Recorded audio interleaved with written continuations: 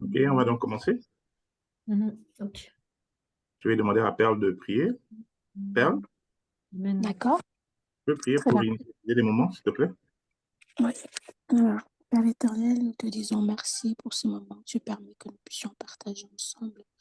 Nous te rendons grâce parce que tu as veillé sur nous tout au long de la semaine. Et nous sommes en week-end aujourd'hui.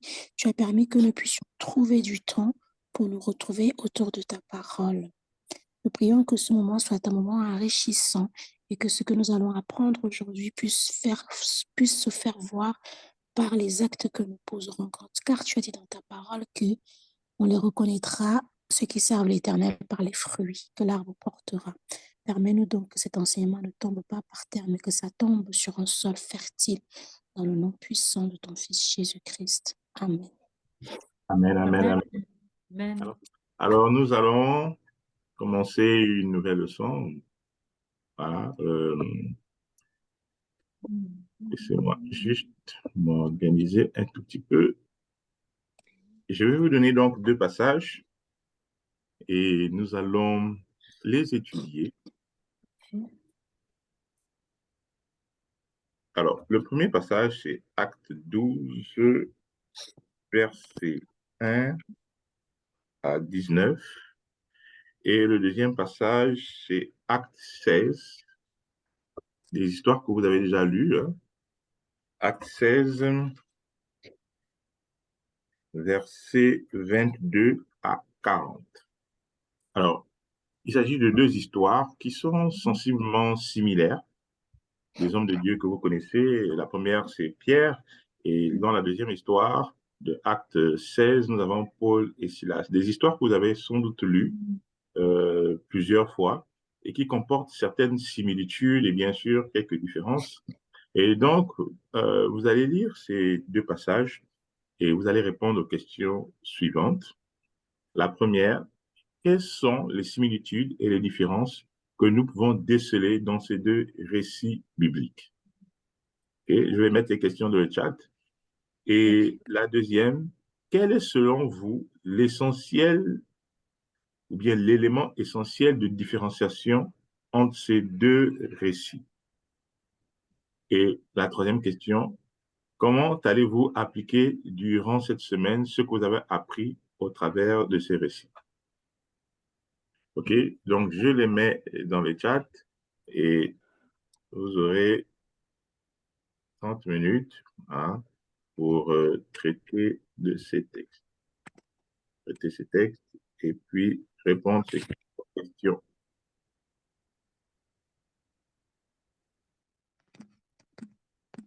Perle, Oui. ce qu'on va faire, l'une de nous deux, on va lire le premier passage et après, on va regarder ensemble les questions. D'accord. Tu veux commencer par acte 12, verset 1 à 19 ou comme tu veux? Oui, alors, acte 12, verset 1. Amen. Histoire. C'est bon, Ok. on a terminé. Oui, c'est bon, ouais.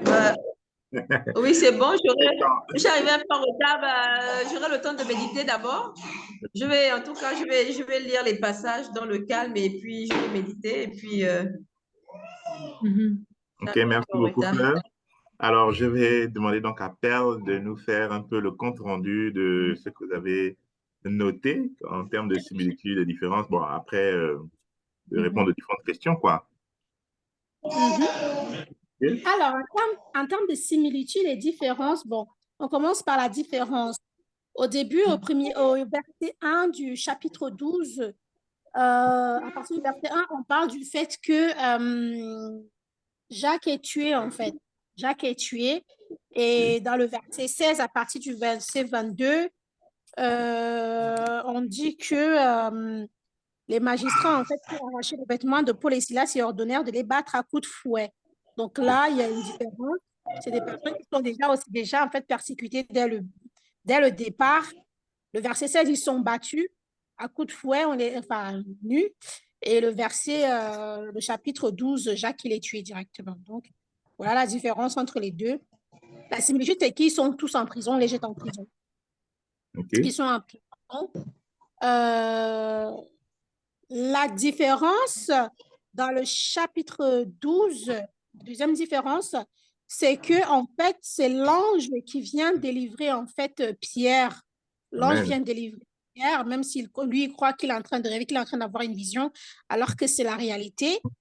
Et dans le chapitre 16, ben, en fait, c'est Paul et Silas qui sont en train de louer et grâce à leur adoration et leur louange, en fait, il y a eu un tremblement de terre au point où les fondations de l'entreprise, des prisons, en fait, on dit quoi? Tout à coup, il y a eu un violent tremblement de terre qui secoua les fondations de la prison. Donc, toutes les portes s'ouvrirent aussitôt et les chaînes de tous les prisonniers se détachèrent. Donc, dans le chapitre 12, c'est l'ange qui vient détacher les chaînes de pierre.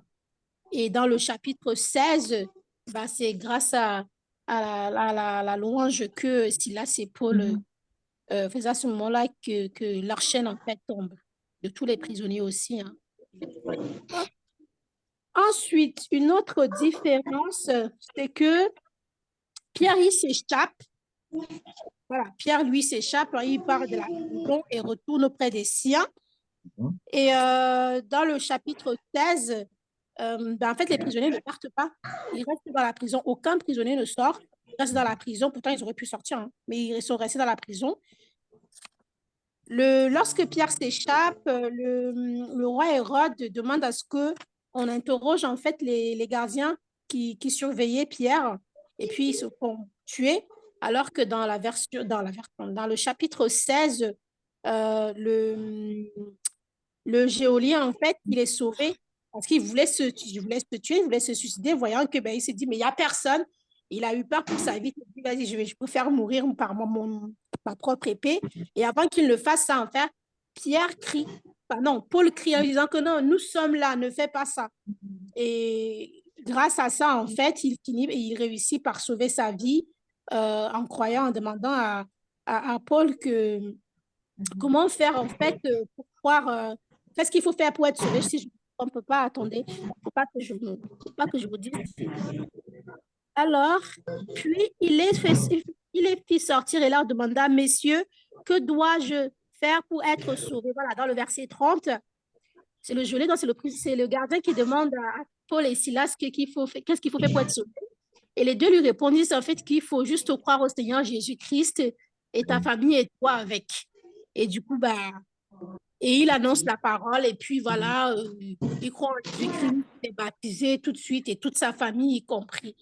Amen. La similitude, c'est que aussi à ce niveau, Pierre rentre auprès des siens, et il y a la joie de ce côté-là, parce qu'il a encore envie, il se retrouve et tout.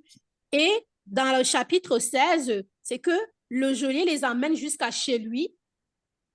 Il fait en sorte que sa famille puisse croire en Jésus-Christ. Ils sont baptisés aussi à l'instant T. Il leur donne à manger. Et bien, il y a aussi la joie dans cette famille-là. Amen. Voilà. Gloire à Dieu. Je pense que c'est tout.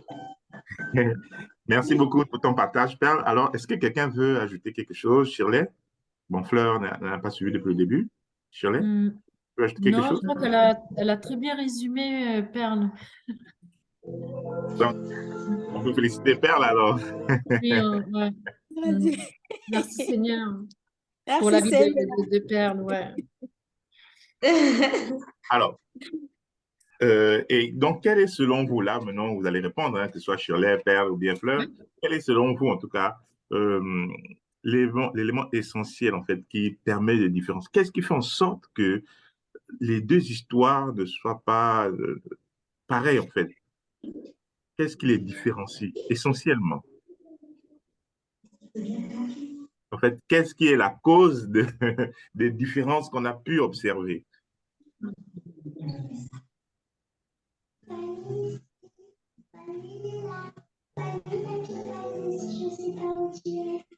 Moi, la différence que je vois, et c'est ce qu'on avait échangé avec Perle tout à l'heure, c'est que acte 16, il y a le geôlier avec toute sa famille, en fait, du coup, qui donnent leur vie à Christ, et puis ils ont fait un festin tellement qu'ils étaient dans la joie, quoi.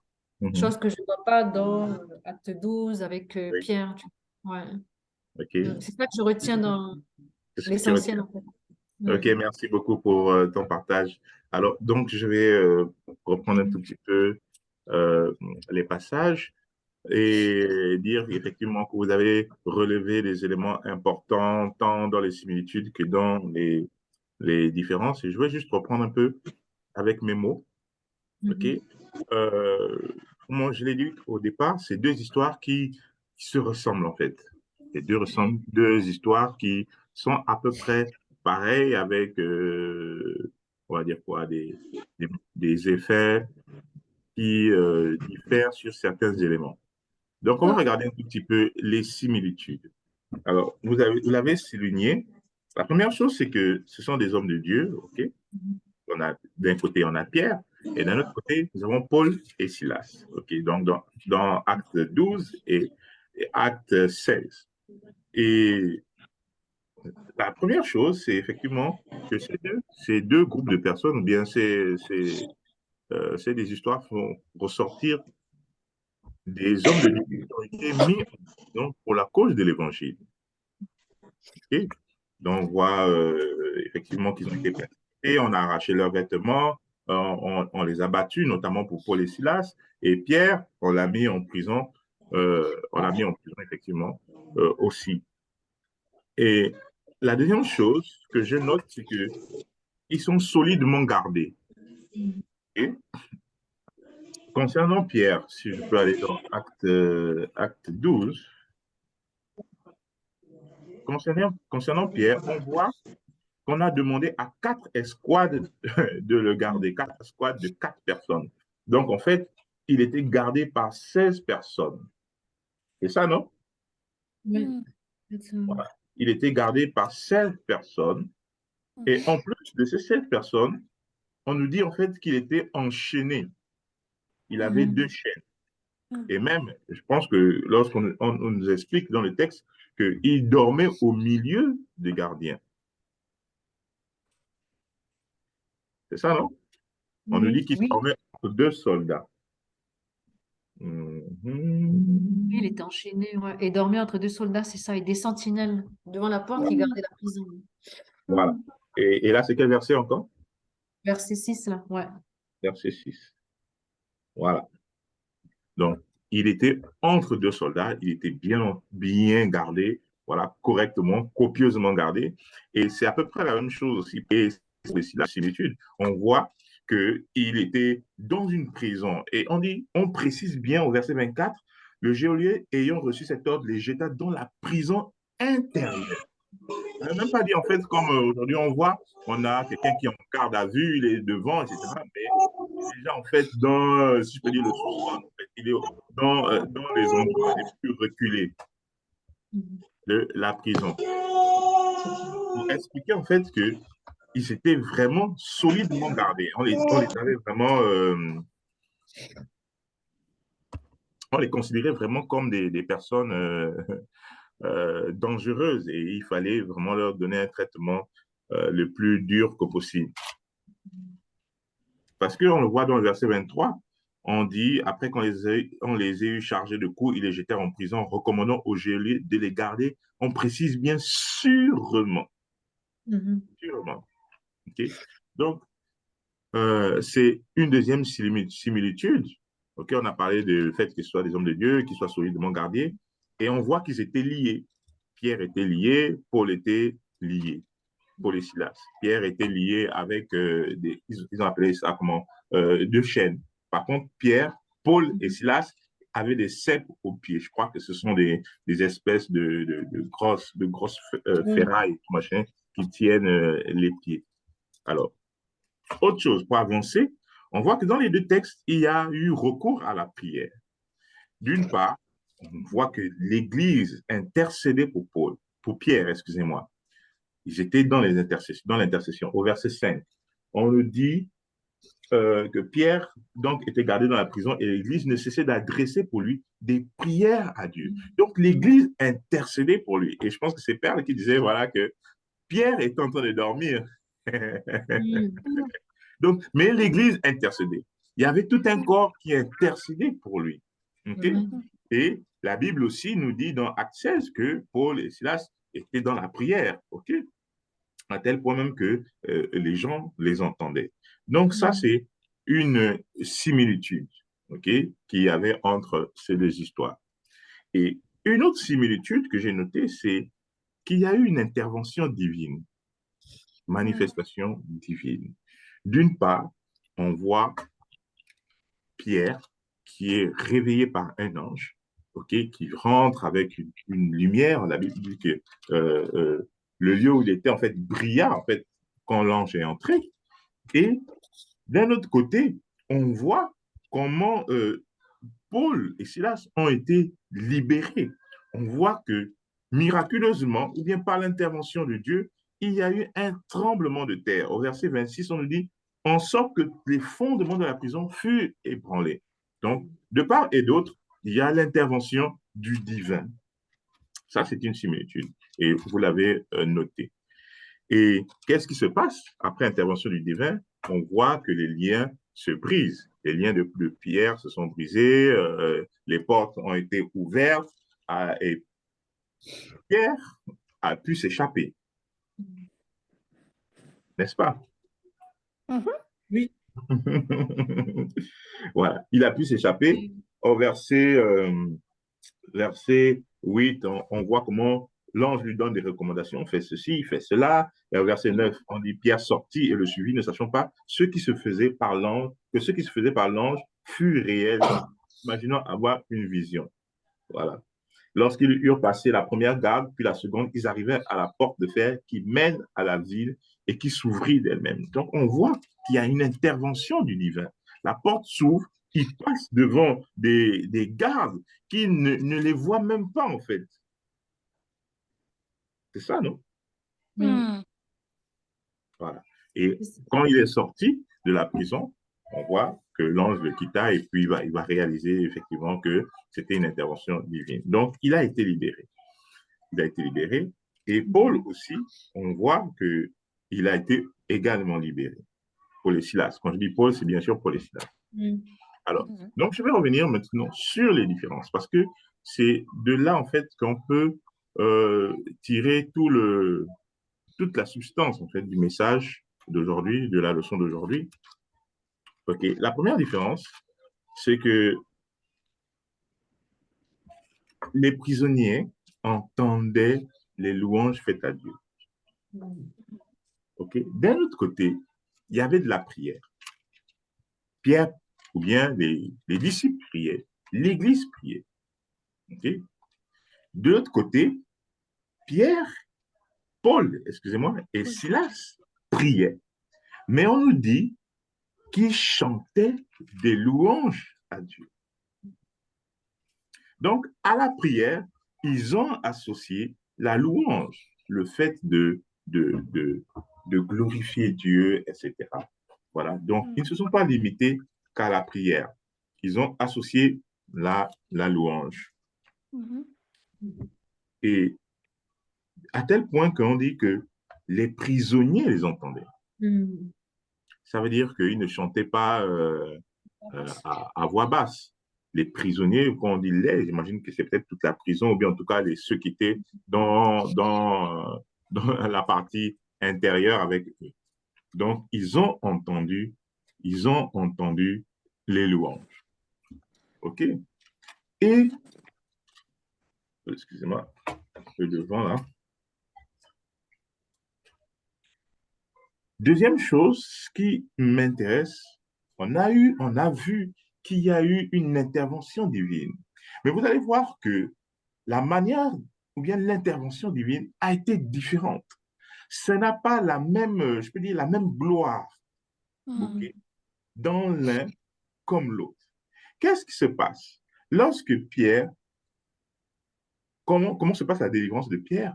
Un ange qui vient. L'ange vient et le réveille et le presse à faire ceci, cela. Et on voit comment Pierre sort. Il sort même pratiquement en cachette, malgré qu'il y a eu toute cette main de Dieu par l'ange qui est venu, qui a ouvert les portes de la prison, qui l'a fait passer. Alors que quand Paul et Silas voient l'intervention de Dieu, on nous dit qu'il y a eu un tremblement de terre. Un tremblement de terre ne peut pas passer inaperçu. On dit tout à coup, il se fut un grand tremblement de terre. Et qu'est-ce qui se passe? Ce n'est pas seulement des portes qui s'ouvrent. On nous dit les fondements de la prison furent ébranlés. Donc, l'impact déjà entre les deux est différent. Où Pierre s'élève, il va, la prison s'ouvre, les portes s'ouvrent, etc. C'est glorieux, c'est glorieux. Mais lorsqu'il y a un tremblement de terre et que même les fondations ne peuvent pas résister, je crois que c'est plus glorieux. OK? Et on continue notre histoire. Je ne sais pas trop si vous voyez où je veux arriver, mais je continue. OK? Et qu'est-ce qui se passe? À la limite, Pierre est même sauvé en cachette. Alors que vous voyez comment Paul et Silas sont sortis. Ils sortent avec toute la gloire. Déjà, quand ils sont sortis, au verset 37, Paul peut dire, après nous avoir battus de verges publiquement et sans jugement, nous qui sommes romains, ils nous ont jetés en prison et maintenant ils nous font sortir secrètement. Il n'en sera pas ainsi. Et non.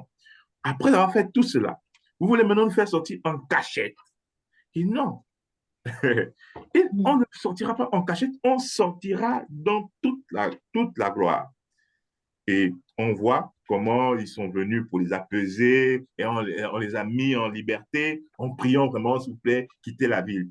Ils ne sont pas sortis de la même manière. On dirait que vous ne voyez pas encore où je vais arriver. Non, merci. OK. Et on va y revenir. Donc, d'un côté, c'est un ange qui intervient. Mais de l'autre côté, c'est Dieu lui-même qui intervient. Ce n'est pas la même chose. Dieu intervient, pourquoi? Parce que la Bible dit que Dieu siège au milieu de la louange de son peuple. Et donc, d'un côté, on avait Paul, Pierre, pour qui les disciples priaient. C'est sûr que lui-même, il avait prié. On ne va pas dire qu'il n'avait pas prié. Les disciples priaient. Les gens ont prié pour lui. Et Dieu envoyait un ange. Mais dans le cas de Paul et Silas, on dit ils priaient, mais ils louaient Dieu. Ils chantaient des louanges à Dieu. OK? Ils chantaient des hymnes. Je ne comprends pas le terme, c'est hymnos. Donc, des cantiques spirituels. On va dire quoi? C'était dans l'adoration. Ils avaient dépassé le problème qu'ils rencontraient. Ils ne se souciaient pas de ce qu'ils avaient vécu parce qu'on dit qu'ils avaient été chargés de coups. On ne dit pas seulement qu'ils ont reçu des coups, ils ont été chargés. Ça veut dire qu'ils ont été vraiment battus. Et malgré qu'ils aient été battus, on dit qu'ils chantaient, ils avaient dépassé, ils pouvaient vivre. Ils rendaient toute la gloire.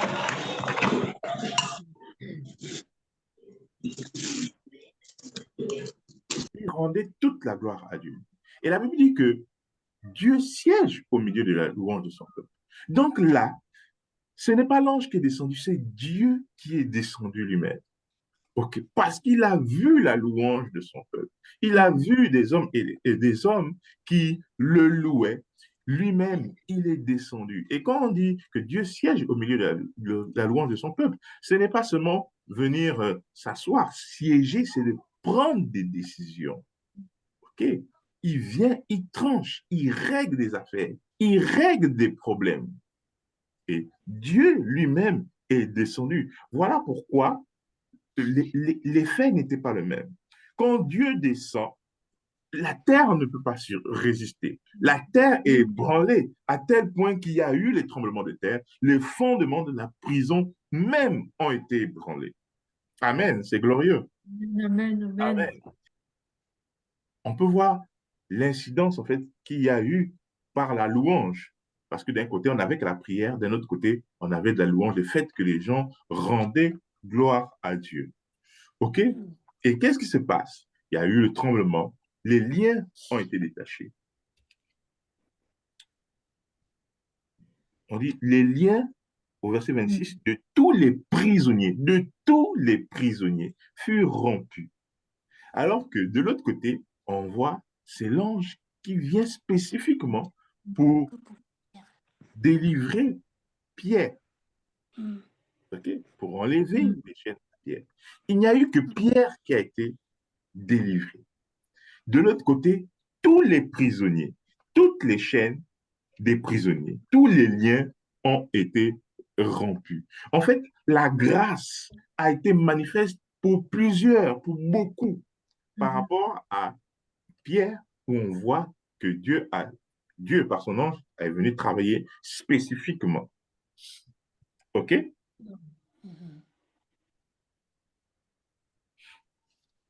Et encore comme autre différence, donc, bien comme autre impact, on voit maintenant qu'il y a une conversion d'âme. Le geôlier demande, voilà, non, qu'est-ce qu'il faut que je fasse, etc., etc. Et puis, Paul lui dit, non, voilà, de croire au Seigneur Jésus et tu seras sauvé, toi et ta famille. Là, je suis au verset 31. Okay? Et donc, lui et toute sa famille a été sauvée. Okay? Toute la famille du geôlier a été sauvée. Donc, la grâce a été abondante sur non seulement Paul, non seulement sur Silas, mais sur le geôlier, sur la famille, et peut-être même tout ce qui était dans sa maison, parce qu'on dit qu'il les a conduits dans son logement. Il leur servi à manger, il se réjouit avec toute sa famille, avec toute sa famille. Voilà. Et qu'est-ce qui se passe? Autre différence, on voit que le geôlier n'est pas mort. Il n'est pas mort physiquement. Non seulement il n'est pas mort spirituellement, mais il n'est pas mort physiquement. Alors que lorsque vous voyez dans Actes, tellement ils étaient énervés parce que, effectivement, Pierre s'est échappé, mais on a mis à mort tous les soldats qui étaient censés garder Pierre. Donc, d'un côté, on voit le salut qui entre. D'un autre côté, il n'y a pas de salut. On dit au verset 19, Hérode s'étant mis à sa recherche et ne l'ayant pas trouvé, interrogea les gardes et donna l'ordre de les mener au supplice. Acte 12, verset 19. Donc, ils ont été menés au supplice. On les a torturés et sans doute on les a tués. Alors qu'on voit que Paul et Silas, ils sont sortis dans toute la gloire. Ce sont les gens qui sont même venus, on va dire quoi, les libérer, voilà, et puis bon, voilà, tu peux maintenant partir, s'il te plaît, pars maintenant. Et on n'a pas recherché, parce qu'il n'est pas parti comme un voleur. OK?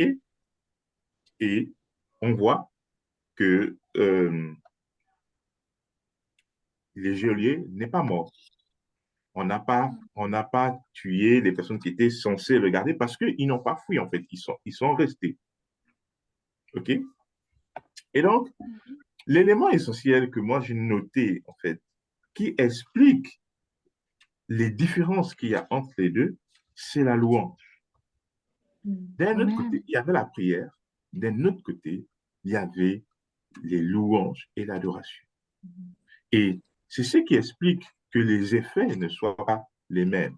Okay? Lorsque je lis les textes. Et comme je vous l'ai dit, Dieu siège au milieu de la louange. Et quand Dieu a été loué, quand Dieu a été célébré, lui-même, il est intervenu pour régler cette situation. Et voilà pourquoi, en fait, j'ai noté comme thème de cette leçon la louange et l'adoration, une arme efficace dans tous nos combats. Amen, amen. Amen. Amen. Est-ce que vous commencez à me suivre un tout petit peu? Oui. OK? On voit que les effets ne sont pas les mêmes. On pourra lire un autre texte que j'ai noté, c'est dans 2 Chroniques 20, versets 27 à 30. C'est l'histoire de Josaphat. 2 Chroniques 20, versets 27 à 30. Alors, Josaphat se trouve, on va dire quoi, attaqué par plusieurs rois, une coalition de plusieurs rois. Et le peuple était apeuré. Lui-même, il était apeuré. Il ne savait pas ce qu'il fallait faire. OK?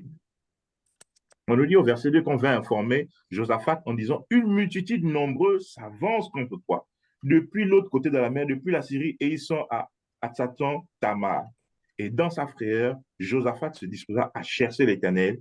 Il publia un jeûne pour tout Juda, pour tout Juda. Juda s'assembla pour invoquer l'Éternel et l'on vint de toutes les villes de Juda pour chercher l'Éternel. Josaphat se présenta au milieu de l'assemblée de Juda et de Jérusalem dans la maison de l'Éternel et devant le nouveau parvis et il dit, donc il fait des prières, il loue Dieu, Éternel Dieu de nos pères, n'es-tu pas Dieu dans les cieux, n'est-ce pas toi qui domines sur les royaumes des nations, n'est-ce pas toi qui as la main forte, qui a en main la force et la puissance et qui à nul ne peut résister. N'est-ce pas toi, ô notre Dieu, qui a chassé les habitants de ce pays devant ton peuple d'Israël et qui l'a donné pour toujours à ta postérité d'Abraham, à la postérité d'Abraham qui t'aimait. Ils l'ont habité, ils t'ont bâti un sanctuaire pour ton nom, en disant, si nous suivent quelque calamité, l'épée, le jugement, la peste ou la famine, nous nous présenterons devant cette maison et devant toi, car ton nom est dans cette maison. Nous crierons à toi au sein de notre détresse, et tu exauceras et tu sauveras. Alors, il prend plusieurs versets, plusieurs temps d'abord pour commencer à louer Dieu. Et il dit, maintenant, voici les fils d'Ammon et de Moab et ceux de la montagne de Séir chez lesquels tu n'as pas permis à Israël d'entrer quand il venait du pays d'Égypte, car il s'est détourné d'eux et ne les a pas détruits. Les voici qui nous récompensent en venant nous chasser de ton héritage dont tu nous as mis en possession. Ô Dieu, n'exerceras-tu pas tes jugements sur eux? Car nous sommes sans force devant cette multitude nombreuse qui s'avance contre nous et nous ne savons que faire, mais nos yeux sont sur toi. C'est un peu long. Mais vous allez voir que la première partie de la prière, Josaphat ne commence pas par s'apitoyer. Il ne commence pas par présenter à Dieu son problème. Il ne vient pas dire, il ne vient pas dire à Dieu ses craintes. Mais il commence par quoi? Par la louange. Éternel, Dieu de nos pères, n'es-tu pas? Il rappelle à Dieu, il flatte Dieu, il rappelle à la mémoire de Dieu, mais qui il est? Tu es ceci, tu es cela, tu as fait ceci pour nous. Il commence par la louange. Et après, maintenant, il présente une situation. C'est pour nous dire en fait que quand nous avançons devant Dieu, la première chose avec laquelle nous devons venir, c'est la louange. La louange, au-delà de tout, Dieu connaît ce que nous voulons. Dieu connaît ce que nous avons dans le cœur. Même quand nous venons, nous avons un problème. Dieu connaît déjà d'avance pourquoi nous venons à lui. Mais la Bible dit quoi? D'entrer dans ses parvis avec des louanges, non? Oui, amen. Et des actions de grâce et toutes ces choses. Donc, quand on rentre, la première chose, c'est de venir. En fait, c'est comme un processus. On vient avec des actions de grâce. On vient avec la louange. Au-delà de ce qu'on vit, au-delà des situations qui sont les nôtres, on commence par glorifier Dieu. Il a commencé par glorifier Dieu. Et il y a une réponse qui est arrivée. On nous dit, alors l'Esprit de l'Éternel saisit au milieu de l'assemblée Jacaziel, fils de Zacharie, fils de Benaja, fils de Jéhiel, fils de Matania, lévite d'entre les fils d'Azaph. Alors Dieu se saisit d'un homme, ok, qui était un fils d'Azaph. Et les fils d'Azaph, c'était des chants. Alors Dieu passe encore par un chant pour donner une orientation. Amen.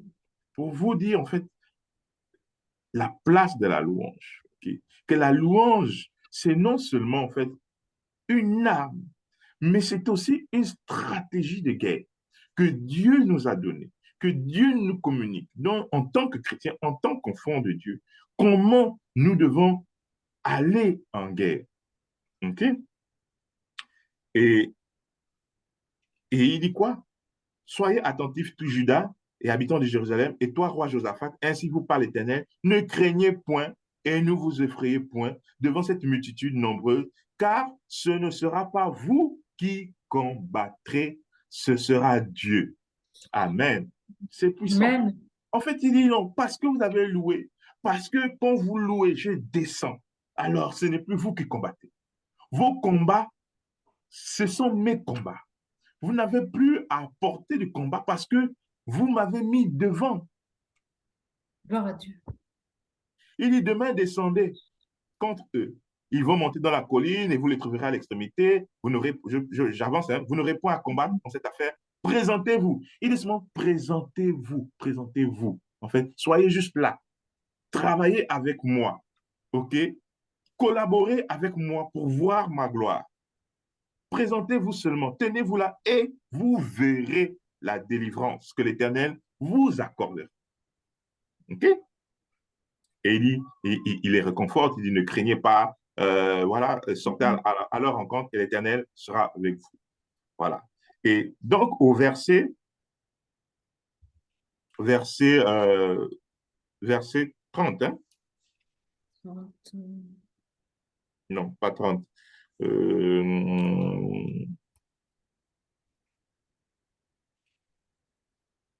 Ouais, alors, je vais lire à partir du verset 20. Le lendemain, ils se mirent en marche de grand matin pour le désert de Tekoa. À leur départ, Josaphat se présenta et dit, écoutez-moi, Juda et habitants de Jérusalem, confiez-vous en l'Éternel, votre Dieu, et vous serez affermis. Confiez-vous en ses prophètes et vous réussirez. Puis, d'accord avec le peuple, il nomma des chantres qui, revêtus d'ornements sacrés et marchant devant l'armée, célébraient l'Éternel et disaient, louez l'Éternel, car sa miséricorde dure à toujours. Alors, qu'est-ce qui se passe? Dieu accorde à Josaphat la stratégie. Il dit quoi? Mais ils ont mis les champs devant. Mais aujourd'hui, s'il y a une guerre, on va commencer, on va prendre l'armement, les armements lourds, l'artillerie lourde, etc., pour pouvoir attaquer. Mais non, Dieu ne fonctionne pas comme nous. Il dit, il a demandé de mettre les champs. Donc, de commencer par la louange. C'est les chantres qui étaient devant. OK? Ils étaient revêtus d'ornements sacrés et ils ont marché. Et ils marchaient, et quand ils marchaient, ils célébraient Dieu. Et donc, puisque c'était la louange qui était devant, c'est Dieu qui était devant. Amen. Amen. Et on dit quoi au verset 22? Au moment où l'on commençait, c'est-à-dire que dès qu'ils ont commencé, juste quand ils ont commencé les chants et les louanges, l'Éternel plaça une embuscade. Amen. Amen. Donc, quand nous louons Dieu, Dieu descend pour nous. Dieu descend pour régler nos problèmes. Dieu descend pour siéger, pour trancher des situations, pour trancher, pour ouvrir des portes qui étaient fermées. Amen. Amen. Amen. Amen. Et donc, c'est Dieu lui-même qui a placé une embuscade. Et on dit, ils furent battus. Battus.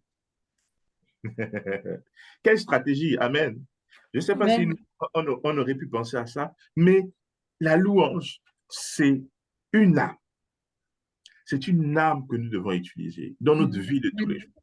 Vous avez des problèmes, commencez par louer Dieu. Vous mettez Dieu en avant. Vous avez des situations qui vous accablent, des situations qui n'arrivent pas à se résoudre depuis des années. Commencez par mettre Dieu en avant. OK?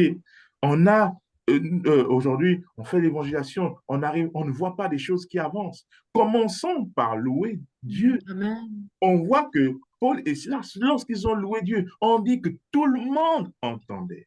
Et en fait, Dieu était magnifié, Dieu était loué, Dieu était glorifié. Et Dieu a dit, ouais, là, je suis concerné par cette affaire. Cette affaire me plaît parce que les gens entendent parler de moi.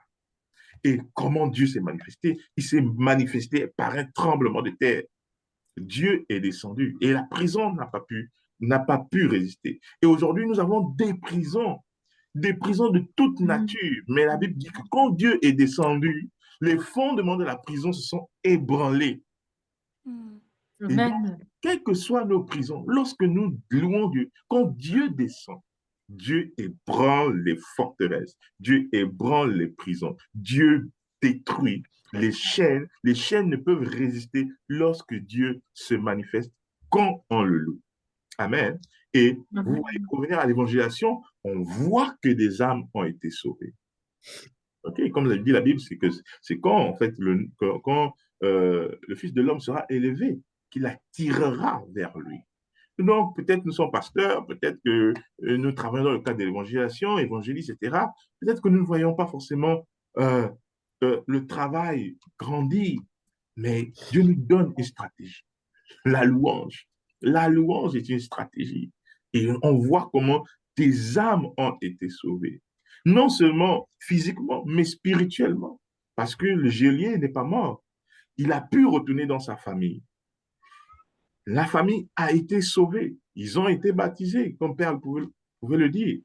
Par contre, de l'autre côté, il y avait une manifestation de Dieu. L'ange est venu, il a travaillé. Pierre est sorti, mais des gens sont morts. Des gens ont été battus. On ne voit pas tout l'impact qu'il y a eu dans la deuxième histoire. Et c'est un peu cette histoire des murs de Jéricho. Dans Josué 6, vous voyez que le peuple a tourné 7 fois. OK? À la 7e fois, ils ont commencé à sonner la trompette, louer Dieu, etc. Et qu'est-ce qui s'est passé? Les murs de Jéricho se sont ébranlés. Les fondations se sont ébranlées. C'est la même, bon, c'est pas la même histoire. En fait, on vit des effets, on va dire, similaires. Et qu'est-ce qui se passe? En fait, ça c'est ébranlé. D'aucuns disent, je ne sais pas, des scientifiques, quand ils analysent un tout petit peu, ils disent que c'est comme s'il y avait une main qui avait en fait enfoncé la muraille, en fait. Voilà. Et donc, Dieu est descendu lui-même, s'asseoir, siéger dans Jéricho, et les murailles, les fondations n'ont pas pu résister, n'ont pas pu euh, supporter la présence de Dieu et elles ont été détruites. La louange, c'est une arme. La louange, c'est une stratégie que Dieu nous donne, ok, pour l'évangélisation, pour nos vies personnelles. Ok, donc mettez Dieu en avant. Mettez Dieu en avant. Avant de présenter toute situation, mettez Dieu en avant. Quand vous réveillez le matin, mettez Dieu en avant. Glorifiez Dieu pour ce qu'il est et pour ce qu'il fait. Et vous verrez Dieu se manifester dans votre vie de manière puissante. Amen. Amen, amen. Amen. C'est ce que je voulais vous partager aujourd'hui. Et je ne sais pas si vous avez des questions, si vous voulez ajouter quelque chose, nous partageons et voilà. Amen, amen. Non, c'est puissant. Ça rappelle que, comme tu disais tout à l'heure, c'est vrai que j'avais pas vu en fait ces deux différences. Maintenant, je vois où est-ce que tu vas en venir. Ouais. C'est Dieu, il siège au milieu de la louange. Et le premier acte qu'on lui doit déjà, c'est l'adoration, quoi. Et le fait est de l'adorer, ben, le Seigneur lui-même se charge de nos problèmes. Amen. Donc, c'est important de nous le rappeler, ouais, que le Seigneur, voilà, il veut qu'on le loue de tout notre cœur. Puis même, ça va changer notre atmosphère, notre manière de penser, tu vois. On n'aurait même pas besoin de rester fixé sur les soucis que Dieu l'a déjà anticipé. Ben, on le voit bien dans l'histoire de Josaphat. J'aime beaucoup cette histoire-là. Ouais. Tu dis, au moment même où il commençait les acclamations, ça veut dire qu'ils n'étaient pas entrés déjà dedans. Ils commençaient que ça y est, le Seigneur a placé des embuscades au verset 22. Mhm. Donc, c'est vraiment quelque chose à cultiver tous les jours, en fait. En tout cas, ce que Dieu il parle à travers toi, c'est de lui vouer un culte d'adoration, quoi. Amen. Voilà. Il y a la prière, c'est bien, tu vois, Dieu ne dit pas que c'est mauvais, mais la louange, on le voit bien, c'est vrai que ça change en un instant toute situation, quoi. Amen. Moi, ce que je peux rajouter, c'est les chansons dites mondaines. Moi, je fais comme ça parce que c'est pas mentionné bibliquement. C'est les humains qui ont dit les chansons mondaines qui ne glorifient pas Dieu, il ne faut pas les écouter. Au début de ma conversion, je me suis dit, ouais, je vais faire ce qu'ils disent et tout. Et je pense qu'au fur et à mesure, j'ai compris que tant que ce n'est pas une conviction de ta part, à moi, en fait, ce côté-là va partir et tu vas recommencer à écouter les chansons. J'écoute pas n'importe quoi, c'est sûr. Ça, je fais attention même aux chansons que je sélectionne. La plupart des chansons que je sélectionne, c'est des chansons, en fait, qui peuvent aussi t'encourager dans la vie, ta façon d'être et tout, et tout, et tout. Et là, en fait, l'enseignement de ce soir m'a fait voir la louange et l'adoration d'un autre œil, parce qu'on dit que Dieu siège. Je connais le verset là, Dieu siège au milieu de la louange, des adorations et tout, mais je pense que comme la Bible dit, il y a un temps pour tout. Je pense que le temps pour que je puisse en fait véritablement comprendre que écouter plus les adorations et l'adorer est mieux que de passer. Je passe pas mon temps non plus à écouter les chansons où on parle pas de Dieu, hein. C'est très complexe ce sujet de louange là, mais ce soir en fait je pense que je préfère que Dieu soit tout le temps constamment limite là avec moi dans chaque situation. Je préfère cette situation-là que bah, de chanter de temps en temps quand j'ai envie de chanter. Vous voyez, je sais pas si vous voyez ce que je veux dire. Le fait de me rendre compte que lorsque je chante, bah, en fait, Dieu, il est déjà actif, en fait. Je pense que je veux qu'il soit tout le temps actif dans ma vie, à chaque instant, chaque fois. Et je passerai plus de temps à l'adorer, en fait, que d'aller chercher les chansons juste qui me mettent de bonne humeur. Voilà. Ce que moi, je ressens ce soir. Amen. Amen. Après, c'est peut-être un chapitre, une leçon introductive, peut-être à la louange, parce que la louange, c'est vaste. OK? La louange ne consiste pas nécessairement à chanter des chansons. OK? La louange, c'est tout un style de vie. On pourra peut-être y revenir peut-être dans des prochaines leçons. C'est tout un style de vie. L'adoration, c'est pas forcément entonner un chant. OK? Notre manière de vivre est une louange. Les mots que nous proclamons, que nous prononçons, sont des louanges. On peut faire des louanges sans forcément qu'il y ait de la musique. OK? Donc, c'est tout un concept qui est vaste et il ne faut pas le limiter simplement à la simple chanson. Voilà. Et après, comme conseil que je te donnerais, c'est vraiment de faire attention aux chants, ou bien aux chansons que tu écoutes, que tu fais attention, parce que tu entonnes. Tu sais, la Bible dit que la foi vient de ce que l'on entend. Voilà. Ce qu'on entend vient de la parole de Dieu. Donc, il faut vraiment faire attention à ce qu'on écoute. Deuxième chose, il faut savoir que le diable lui-même était un chantre, c'était un chérubin, voilà, aux ailes déployées.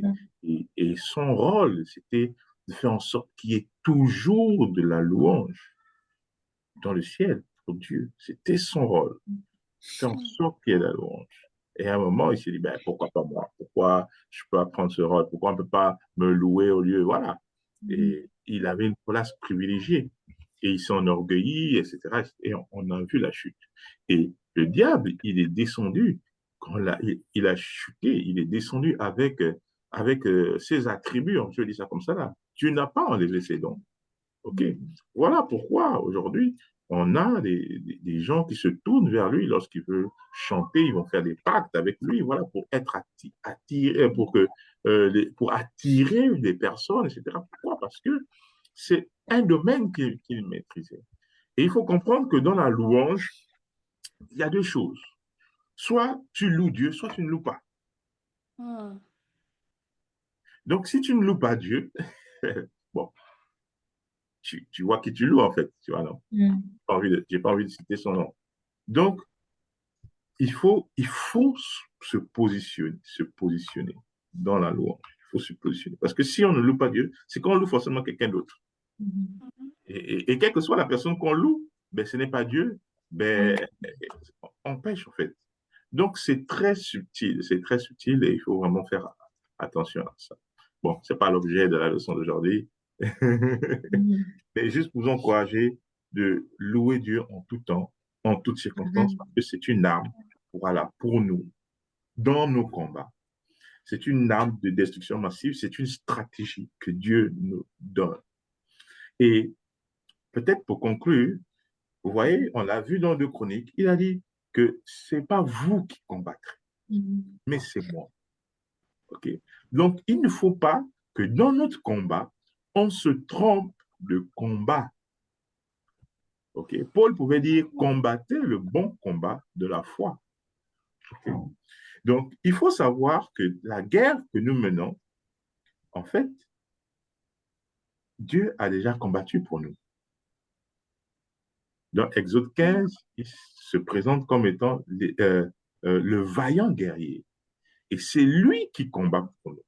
Il a déjà combattu pour nous. Il a déjà remporté la victoire à la croix de Golgotha. OK? Il a tout gagné par son Fils Jésus-Christ. Et maintenant, le combat dans lequel nous devons travailler, c'est le combat de la foi. C'est-à-dire, toujours nous positionner dans ce que Dieu a fait pour nous. OK? Dieu nous a déjà donné la victoire. La Bible dit que nous avons tout pleinement en Jésus-Christ. Donc, nous disposons de tout, mais pas seulement de tout, de manière, on va dire quoi, pleine, puisqu'on dit tout pleinement.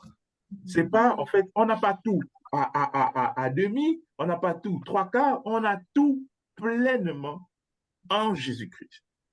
Donc, si nous comprenons que la victoire est déjà acquise, le salut est déjà acquis, la santé est déjà acquise en Jésus, donc notre combat va consister à garder la foi en ce que Dieu a déjà fait. Il ne s'agira pas d'aller refaire les mêmes combats. Pourquoi? Parce que même si on refait les mêmes combats, on ne sera jamais vainqueur. Mais on doit se positionner dans ce que Dieu a déjà fait. Et c'est pour ça que Paul parle du bon combat de la foi. Ça veut dire qu'il y a beaucoup de combats. Les gens rentrent dans tellement de combats, dans tout et n'importe quoi. Mais est-ce que c'est le combat de la foi? OK? Et donc, par la louange, par l'adoration, on voit Paul, ils étaient en train de louer, ils étaient en train d'adorer. La situation qu'ils vivaient ne les empêchait pas de louer Dieu. Ils étaient dans la foi en Dieu. Ils connaissaient leur Dieu. Ils se reposaient. Ils étaient entrés dans le repos de Dieu. OK? Et Dieu, qu'est-ce qu'il a fait? Dieu est intervenu. Dieu a agi. OK? Donc, c'est une manière de glorifier, c'est une manière déjà d'être dans la foi. Tu loues Dieu, même quand tu n'as pas encore vu, comme tu pouvais le dire au début, même lorsque tu n'as pas vu, tu loues Dieu pour quelque chose que tu espères, pour quelque chose que tu attends, et Dieu va manifester la chose. Dieu va faire en sorte que la chose existe. Je vais prendre un exemple. Avec mon épouse, quand on préparait notre mariage, on avait certains manquements dans l'organisation et tout le reste, mais en fait, on avait tout prévu, mais il fallait maintenant, on attendait des sous. On attendait des sous, on avait une entrée d'argent, mais ça prenait du temps. Et c'était seulement ce qui nous bloquait. Entre-temps, toute l'organisation avait été faite. Et un jour, dans nos temps de prière, on s'est réunis et on n'a pas pensé à l'organisation, on n'a pas pensé à la nourriture, à ceci, les invités, le côté pratique. On a dit, on loue Dieu. Et on a pris du temps, on a loué Dieu, loué Dieu, loué Dieu, loué Dieu, loué Dieu, loué Dieu. On s'est séparés. Le lendemain matin, j'ai rencontré une personne et cette personne a décanté la situation. Et l'entrée que j'attendais est arrivée. Mais pourquoi tu ne m'avais pas dit que machin, machin, et, et on a seulement béni le Seigneur. Dieu s'est chargé de notre problème. Dieu s'est chargé de notre problème. Voilà. Et parce qu'on est venu tout simplement le louer. Au-delà de tout, Dieu connaît nos cœurs. Quand nous venons à lui, Dieu connaît. Il sait nos besoins. Mais non, ça c'est petit. Loue-moi d'abord. Loue-moi. Loue-moi. Et quand tu le loues, Dieu travaille pour toi. Okay? Donc, il faut se mettre dans la confiance. La louange, c'est une manière de se confier en Dieu d'avance. C'est vrai, on peut louer Dieu pour ses hauts faits, pour les choses qu'il a déjà faites. Mais on peut louer Dieu aussi pour les choses que nous espérons voir se manifester, qu'il a déjà aussi fait dans le monde spirituel. Okay? Parce que la Bible nous a bénis de toutes sortes de bénédictions spirituelles ou dans les lieux célestes. Et donc, quand on loue Dieu, on dégage l'atmosphère et Dieu se manifeste. Et Dieu répond à nos besoins. Dieu siège, Dieu vient pour trancher, pour régler des situations, régler des problèmes de nos vies. Amen. Amen. OK. Frère, vous voulez ajouter quelque chose?